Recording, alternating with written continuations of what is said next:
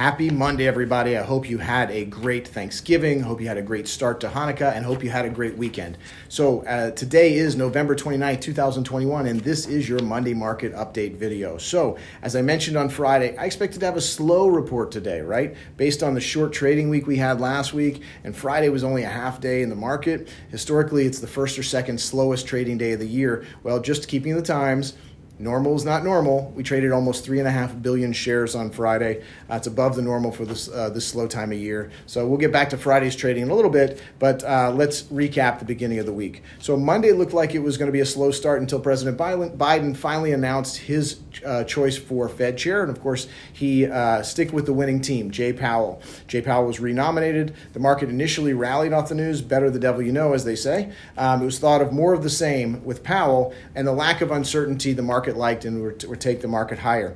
So that waned as the day went on. We also saw the Treasury Secretary Yellen made a comment that inflation was a concern, like that's new news, and that pushed yields higher and the S&P 500 lower, down by about 1/3%. The Dow was flat. The NASDAQ got hit down over 200 points, or 1.25%.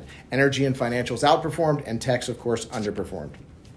Tuesday came along, we saw the tale of two tapes. The S&P 500 was up slightly, the Dow was up slightly, and the NASDAQ closed down another 80 points. It actually was down over 200 at one point in time. So as bond yields turned, so did the large tech names, closing down, but far off the lows for the day.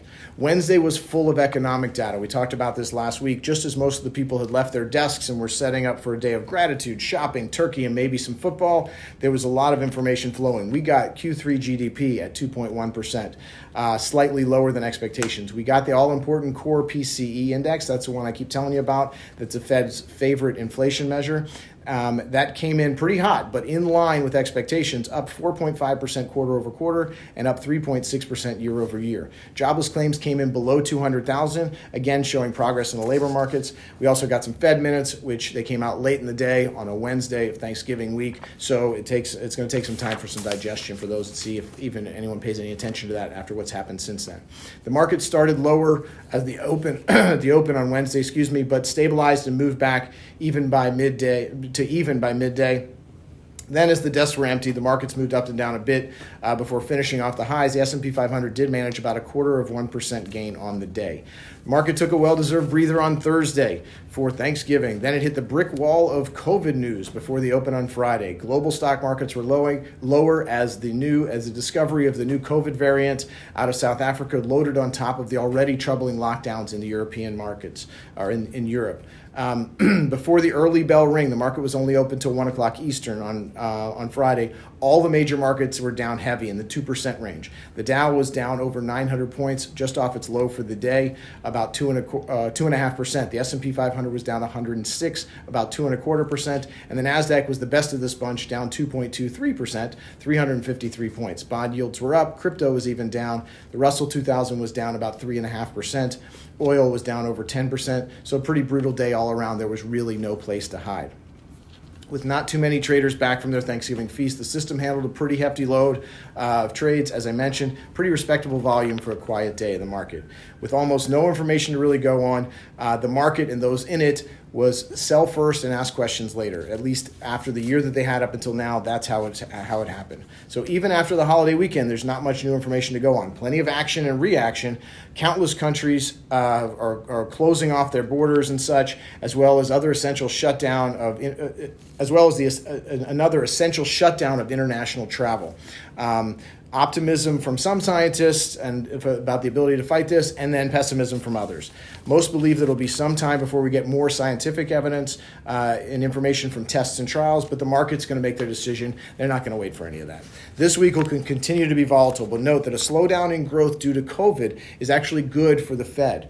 They can hold off and leave the $15 billion a month taper in place now. Will progress that they cannot control in the supply chain and such continue to help ease their inflation concerns? That'll be the Fed question, and we'll see what happens. The recent economic reports don't seem to support that right now, but we'll have to see what the upcoming reports look like. This week, it will be all COVID news and all about Omicron.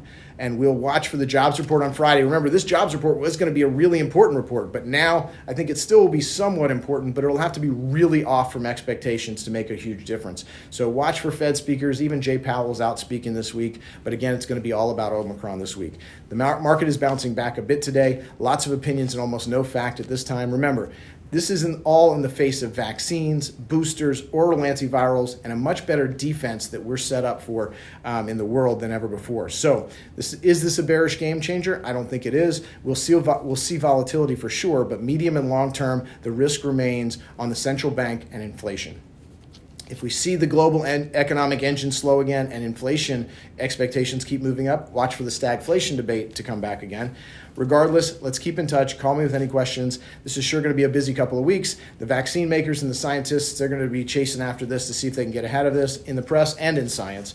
As always, call me with any questions. Keep an eye out for any special reports during this week. If we get some interesting information on COVID, on what's going on, then I'll certainly get on with you.